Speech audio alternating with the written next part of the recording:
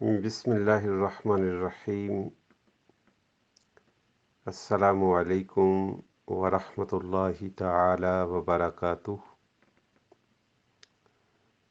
اللہ تعالیٰ کے فضل و کرم سے اور نبی دو جہاں صلی اللہ تعالی علیہ وآلہ وسلم کی نگاہ لطف و عنایت سے آج ہم مختصر المعانی کے 14ویں سبق کے لیے حاضر ہیں۔ علالت طبع اور کثرت مشاغل کی وجہ سے تاخیر پر معذرت خواہ ہوں۔ امید ہے بلکہ یقین ہے کہ عذر مقبول ہوگا۔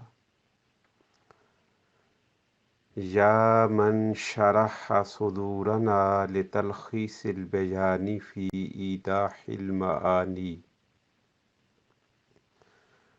شرح کا معنی ہے فتح، اس نے کھولا۔ صدور صدر کی جمع ہے اور صدر کا معنی ہے سینہ۔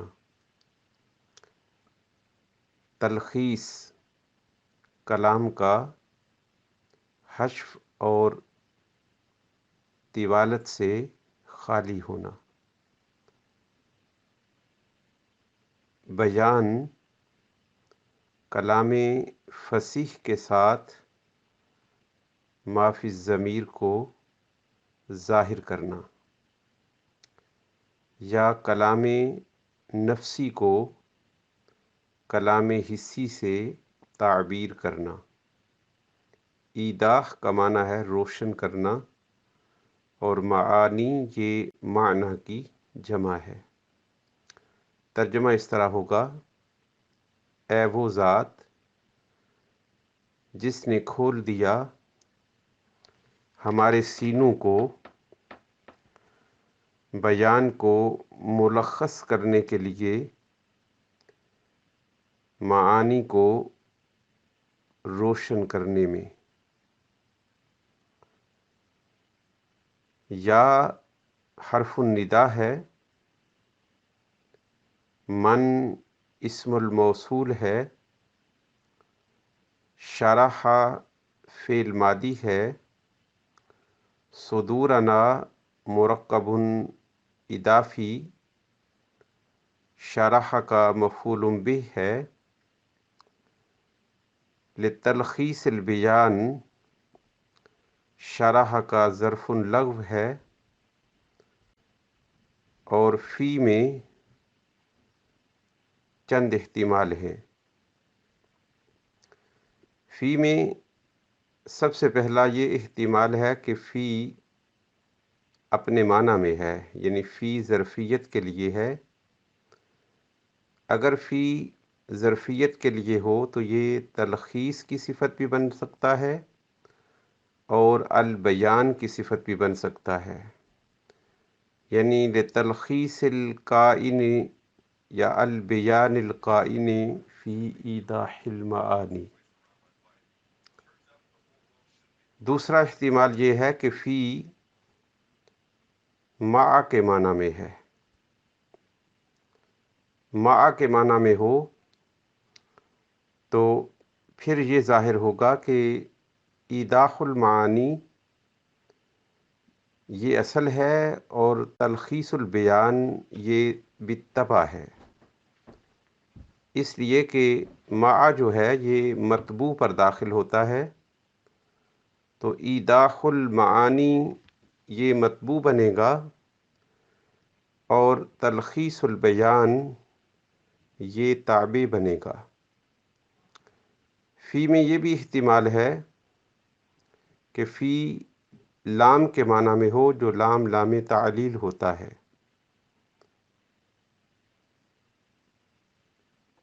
اور فی اگر اپنے معنی میں نہ ہو بلکہ مع کے معنی میں ہو یا لام تعلیل کے معنی میں ہو تو اس وقت یہ متعلق ہوگا تلخیص کے۔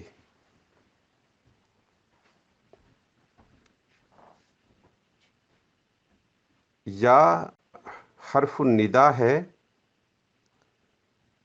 اور تحقیق یہ ہے کہ یہ بعید کے لیے موضوع ہے،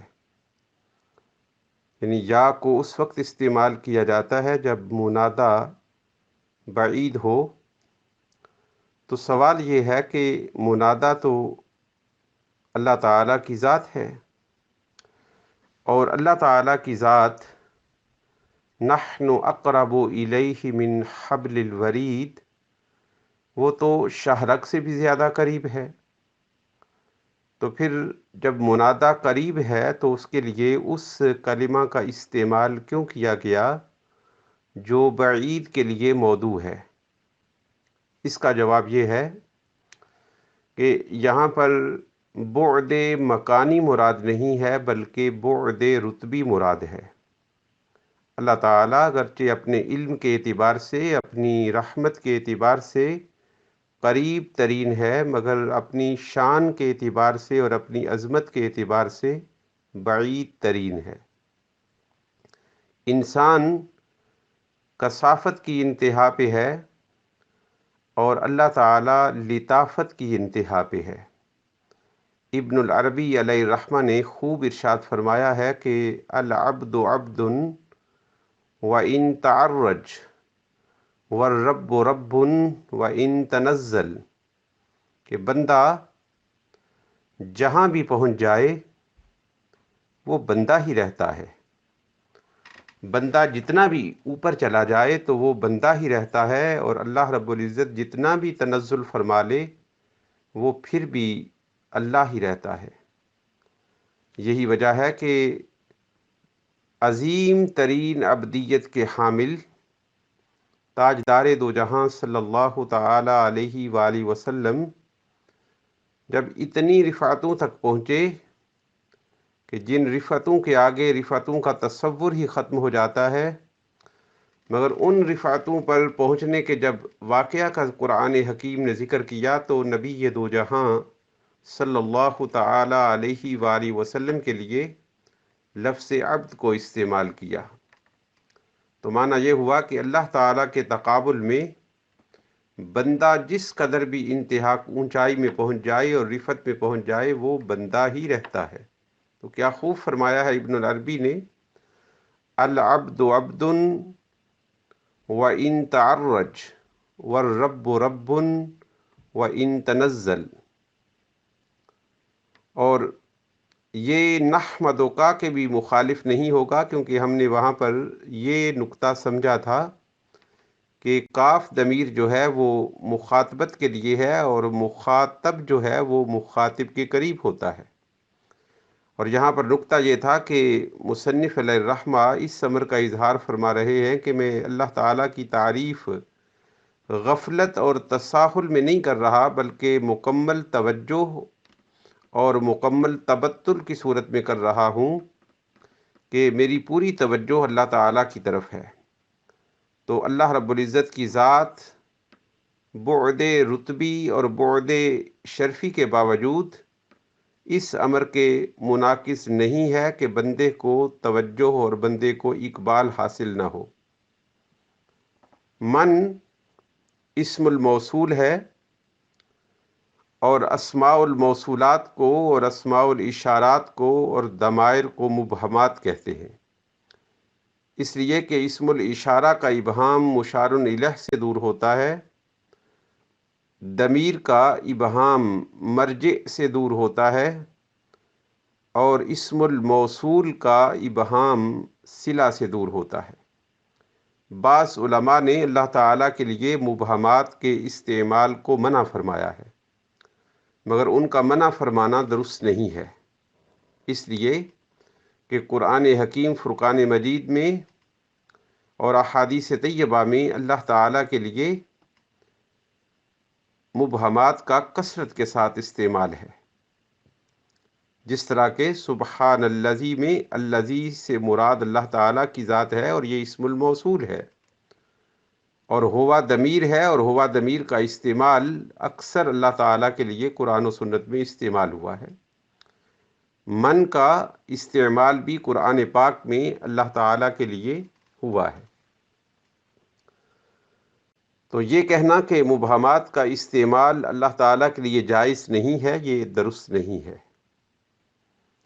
شارح کا لغوی معنی تو فاتحہ ہے، مگر کھولنے سے مراد نفس کو معانی اور معارف کے قبول کرنے کے لیے تیار کرنا ہے، یعنی شرح فتح یہ کنایہ ہے نفس کے معانی اور معارف کے قبول ہونے کے لیے تیار کرنے سے۔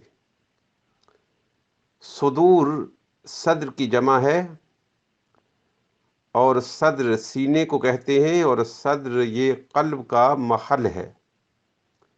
تو محل بول کر حال مراد ہے، یعنی صدر بول کر قلب مراد ہے، اور پھر قلب بول کر نفس مراد ہے۔ تو اس طرح صدور کے لفظ کے اندر مجاز بمرتبتین ہے، دو مرتبوں کے ساتھ مجاز ہے کہ صدر محل بول کر اس کا حال قلب مراد ہے، اور پھر قلب محل بول کر اس کا حال نفس اور روح مراد ہے۔ تلخیص کا معنی ایسا کلام ہے جو حشو اور زوائد سے خالی ہو۔ تو تلخیص یہ علم المعانی کی کتاب کا بھی نام ہے، اسی طرح البیان بھی اس فن کی ایک کتاب کا نام ہے، اور ایضاح بھی اس فن کی ایک کتاب کا نام ہے۔ خطبہ کے اندر ایسے کلمات کا استعمال کرنا جو اس فن کی کتابوں کے نام ہوں، یا ایسے کلمات کا استعمال کرنا جو اس فن میں بطور اصطلاح استعمال ہوتے ہوں، یا ایسے کلمات کا استعمال کرنا جو اس فن کے مصنفین کے نام بنتے ہوں، تو اس طرح یہ براعت استحلال ہوتی ہے۔ براعت یہ با را الف اور عین اور تا مدورہ، اور اس کے بعد استحلال الف سین تا ہا آنکھوں والی اور لام الف اور لام۔ تو براعت الاستحلال کی 3 قسمیں ہیں۔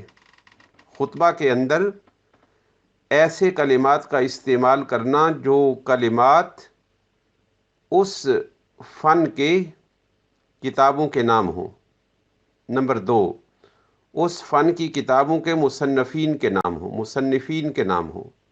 نمبر 3، اس فن کے اندر استعمال ہونے والی اصطلاحوں کے نام ہوں۔ تو تلخیص بھی کتاب کا نام ہے، البیان بھی کتاب کا نام ہے، الایضاح بھی کتاب کا نام ہے۔ تو اس طرح ان کلمات کے استعمال میں براعت استحلال ہے۔ اس جملہ کے اندر احتراس بھی ہے۔ احتراس حلوہ کی جو پہلی خا ہے۔ احتراس یہ ہے کہ کلام کے اندر ایسے کلمہ کا استعمال ہونا جو کلمہ ملامت کے لیے دخول کا باعث ہو، اور پھر اس بات کا بھانپ لینا اور بعد میں ایسے کلمات کا ذکر کر دینا جن کلمات سے اس ملامت کا ازالہ ہو جائے۔ تو مصنف علیہ الرحمہ نے جب لتلخیص البیان فرمایا، اور تلخیص البیان ایسا کلام ہے جس کے اندر حشف بھی نہ ہو، زوائد بھی نہ ہو، اتناب بھی نہ ہو، طوالت بھی نہ ہو، یعنی مختصر کلام ہو۔ اور مختصر کلام بسا اوقات مراد کے افہام میں قاصر ہوتا ہے، یعنی کلام اگر مختصر ہو جائے اور بہت مختصر ہو جائے تو بسا اوقات مخاطب کو سمجھنے میں دقت پیش آتی ہے۔ تو اس سے یہ ملامت کا دخول ہو رہا تھا کہ کوئی کہے کہ مصنف علیہ الرحمہ اس کتاب کو اس انداز پر مرتب کریں گے کہ اس کے اندر تفصیل نہیں ہوگی، توضیح نہیں ہوگی، حشف اور زوائد نہیں ہوں گے، طوالت نہیں ہوگی، تو کہیں اتنا اختصار تو نہیں ہوگا کہ وہ اختصار مراد کے فہم میں یعنی مراد کو سمجھنے میں دقت کا اور دشواری کا باعث ہوگا؟ تو فوراً فرما دیا فی ایضاح المعانی نہیں، معانی کے ایضاح کے ساتھ ہوگا، یعنی کلام مختصر بھی ہوگا، اس میں حشو زوائد بھی نہیں ہوں گے، مگر اس کے باوجود اس کلام کے معانی کو سمجھنے میں دقت اور دشواری نہیں ہوگی۔ اس جملہ کے اندر حسن الافتتاح بھی ہے۔ حسن الافتتاح یہ ہے کہ خطبہ کی ابتدا میں ایسے کلمات کا استعمال کرنا جس سے دل کے اندر سرور داخل ہو۔ تو شرح الصدور کا استعمال کیا، اور شرح الصدور ہر خیر کی اصل ہے۔ تو شرح الصدور کے الفاظ سے مصنف نے مخاطب کے نفس کے اندر اور مخاطب کے دل کے اندر سرور کو داخل کیا ہے۔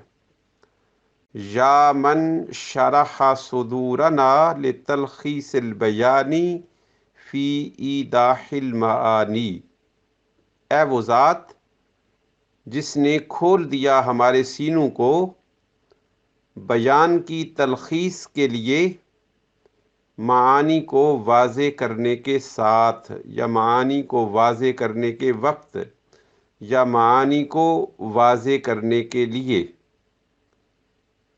السلام علیکم ورحمۃ اللہ تعالی وبرکاتہ۔